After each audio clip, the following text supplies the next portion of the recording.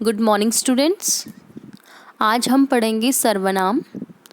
बच्चों, पिछली कक्षा में हमने पढ़ा था संज्ञा।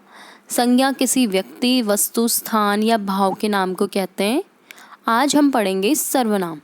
सर्वनाम वे शब्द हैं जो संज्ञा के स्थान पर प्रयोग में लिए जाते हैं, उन्हें हम कहते हैं सर्वनाम शब्द।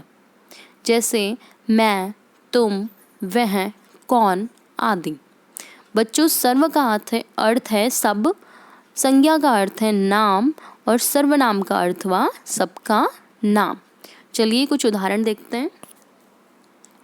इस तरह मोहित ने मोहित के भाई से कहा कि मोहित की माँ से पूछकर कल मोहित के दोस्त के घर जाएगा। तो यहाँ पे आपको वाक्य बिल्कुल अटपटा सा लगा, सुनने में भी और पढ़ने में भी हमें समझ में नहीं आया क्या बोला जा रहा है, मोहित मोहित मोहित। तो अगले वाक्य को देखिए, सर्वनाम का जिसमें प्रयोग हुआ है। मोहित ने अपने भाई से कहा कि वो माँ से पूछकर कल अपने दोस्त के घर जाएगा। तो ये बिल्कुल समझ आ गया आपको। क्यों? क्योंकि आपका यहाँ पे सर्वनाम का उचित जगह पर प्रयोग हुआ है, यानी संज्ञा शब्दों के स्थान पर सर्वनाम शब्द का प्रयोग हुआ है। अगला उदाहरण देखिए। श्री कृष्ण का जन्म मथुरा में हुआ। श्री कृष्ण यशोदा के पुत्र थे। श्री कृष्ण नित्य गाय चराने जाते थे। श्री कृष्ण ने कंस का वध किया तथा श्री कृष्ण ने महाभारत के युद्ध में भाग लिया। तो यहाँ पे श्री कृष्ण देखिए कितनी बार आया है, एक बार, 2, 3, 4, 5, कम से कम 5-6 बार तो आया है। तो यहाँ पे आपका जो संज्ञा शब्द है बार बार आने की वजह से आपका वाक्य अटपटा सा बना रहा है, इसलिए हमने सर्वनाम का प्रयोग किया है। नीचे देखिए, श्री कृष्ण का जन्म मथुरा में हुआ था। वे यशोदा के पुत्र थे। वे गाय चराने जाते थे। उन्होंने कंस का वध किया और उन्होंने महाभारत के युद्ध में भाग लिया। तो देखा आपने कि वे और उन्होंने, ये दोनों ही सर्वनाम शब्दों का प्रयोग करने से आपका वाक्य और पैराग्राफ कितना अच्छा लगने लगा है और सही भाव का बोध भी करा पा रहा है। तो देखा आपने, सर्वनाम शब्द संज्ञा की जगह पर प्रयोग में लिए जाते हैं, जिससे आपका वाक्य और भी अधिक सुंदर बन जाता है। तो चलिए आगे बढ़ते हैं। आगे सर्वनाम के भेद।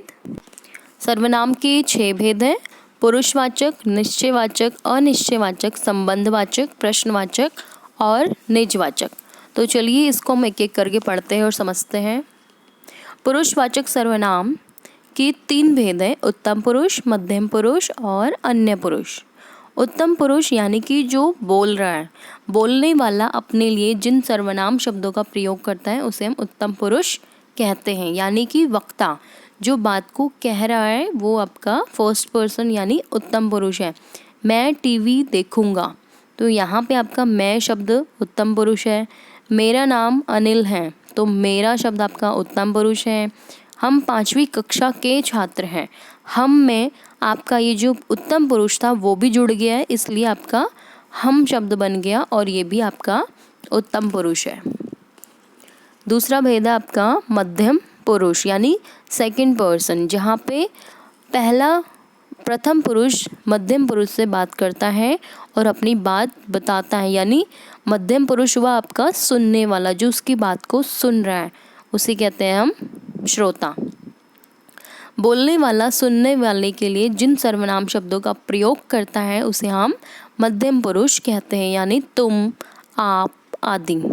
आप इधर बैठिए, तो यहाँ पे प्रथम पुरुष ने मध्यम पुरुष से कहा आप इधर बैठिए। तुम चित्र बनाओ, आप और तुम ये दोनों ही शब्द आपके क्या है, मध्यम पुरुष। अगला है आपका अन्य पुरुष यानी थर्ड पर्सन, जिसके विषय में बात हो रही होती है। यदि वो वहाँ पे मौजूद ना हो और बहुत दूर हो तो भी वो आपका अन्य पुरुष ही कहलाएगा। जैसे वह, वे, उन्होंने आदि। वो झूठ नहीं बोलता, वो जिसके बारे में बात हो रही है, उस व्यक्ति के बारे में बात हो रही है जो वहाँ पे नहीं है या फिर काफ़ी दूर खड़ा है, तो वो बहुत झूठ बोलता है या फिर वो झूठ नहीं बोलता। उसके पास कार है, उसके और वो, आपके वाक्य में वो और उसके, ये दोनों ही शब्द आपके अन्य पुरुषवाचक सर्वनाम के उदाहरण हैं। दूसरा भेद है आपका निश्चयवाचक सर्वनाम। जिन सर्वनाम शब्द से किसी निश्चित प्राणी वस्तु का बोध हो उसे हम निश्चयवाचक सर्वनाम कहते हैं। नाम से पता चल रहा है, निश्चय यानी कन्फर्म। तो यहाँ पे आपका उदाहरण है, यह मेरी घड़ी है। तो वाक्य में आपका यह शब्द से इशारा हो रहा है या फिर बता रहे आप कि यह मेरी घड़ी है, वह मेरे भाई का सहपाठी है। तो यह और वह दोनों ही शब्द आपका निश्चयवाचक सर्वनाम की ओर इशारा करते हैं। अनिश्चयवाचक सर्वनाम, जिन सर्वनाम से किसी निश्चित वस्तु या प्राणी का बोध नहीं होता उसे हम अनिश्चयवाचक सर्वनाम कहते हैं। जैसे लस्सी में कुछ पड़ा है। कुछ यानी हमें नहीं पता, हम डाउटफुल हैं, हमें पता ही नहीं है कि मच्छर है, मक्खी है, मकड़ा है, क्या है, हमें नहीं पता। तो यहाँ पे कुछ शब्द आपका कंफर्म नहीं है कि क्या पड़ा है। भिखारी को कुछ दे दो। कुछ यानी पैसे दे दो, कपड़े दे दो, खाने को दे दो। यहाँ पे ये भी श्योर नहीं है क्या देना है। तो यहाँ पे आपका कुछ। दरवाजे पर कोई खड़ा है। बूढ़ा व्यक्ति है, आदमी है, औरत है, बच्चा है, जानवर है। तो कोई शब्द भी आपका डाउटफुल रहता है, हमें नहीं पता कि कौन खड़ा है। तो कोई, कुछ, ऐसे आपके अनिश्चयवाचक सर्वनाम के उदाहरण हैं। चौथा भेद है आपका संबंधवाचक सर्वनाम।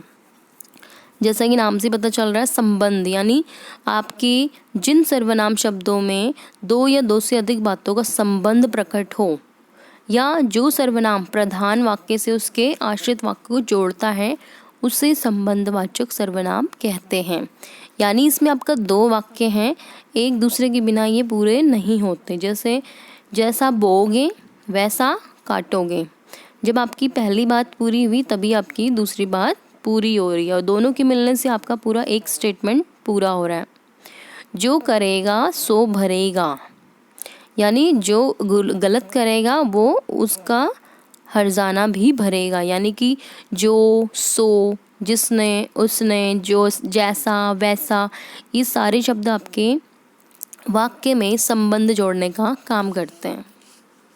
अगला है प्रश्नवाचक सर्वनाम। जिन सर्वनाम शब्दों का प्रयोग प्रश्न पूछने के लिए किया जाता है उन्हें हम प्रश्नवाचक सर्वनाम कहते हैं। इसमें आपका कब, क्यों, कहाँ, कैसे शब्द आते हैं। साथ ही वाक्य के अंत में आपका आता है प्रश्नवाचक चिन्ह। जैसे कौन पढ़ रहा है, प्रश्नवाचक चिन्ह। क्या खा रहे हो, प्रश्नवाचक चिन्ह। तो आपका इन वाक्यों को पहचानना बहुत आसान है क्योंकि इसमें आपके प्रश्न पूछे जाते हैं और अंत में प्रश्नवाचक चिन्ह है। रमेश क्या खा रहा है, आप कैसे हो।